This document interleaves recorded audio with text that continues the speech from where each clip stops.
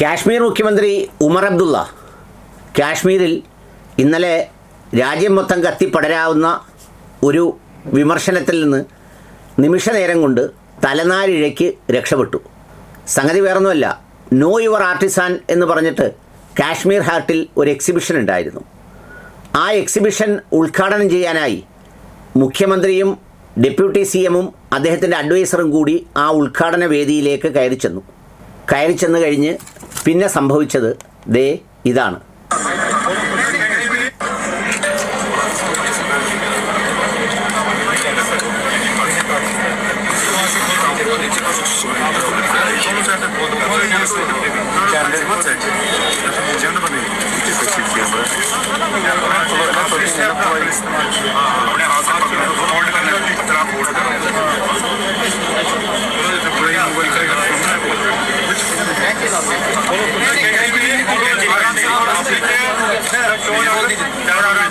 आराम से इसको तरीके से बंद करो।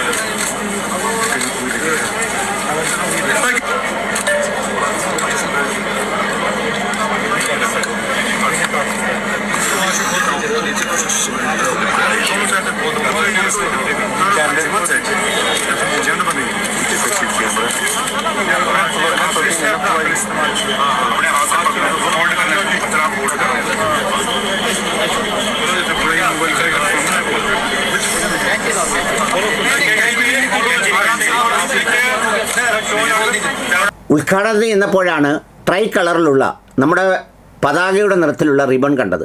അത് മുറിക്കാൻ അദ്ദേഹം തയ്യാറായില്ല. സംഘാടകരെ വിളിച്ചിട്ട് പറഞ്ഞു, അങ്ങനെ ഇത് മുറിച്ചുകൂടാ, നമ്മുടെ പതാകയുടെ നിറമാണ്, അതുകൊണ്ട് നിങ്ങൾ വേറെ ഏതെങ്കിലും റിബൺ കൊണ്ടുവന്ന് മുറിക്കുകയോ അല്ലെങ്കിൽ ഞാൻ പ്രവേശിച്ച് ഉദ്ഘാടന കർമ്മം നിർവഹിക്കുകയോ ചെയ്യാമെന്ന് പറഞ്ഞു.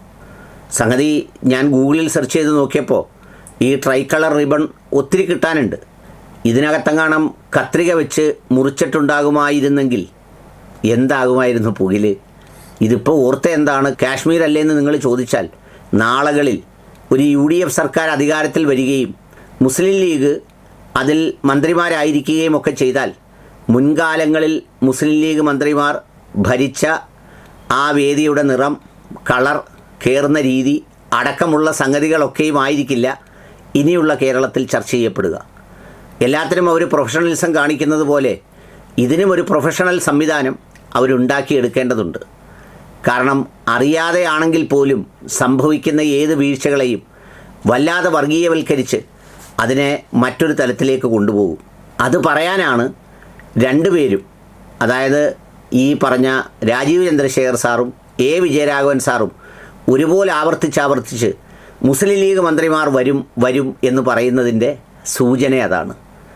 അതുകൊണ്ട് ഈ റിബൺ മുറിക്കുന്ന കണ്ടപ്പോൾ ഇനി കേരളത്തിലെങ്ങാനും ഇതുപോലെ റിബൺ കൊണ്ട് കെട്ടുകയും മുറിക്കുകയും ചെയ്താലുള്ള സ്ഥിതി വെറുതെ ഓർത്തുപോയി. അതുകൊണ്ട് പറഞ്ഞു തന്നേ.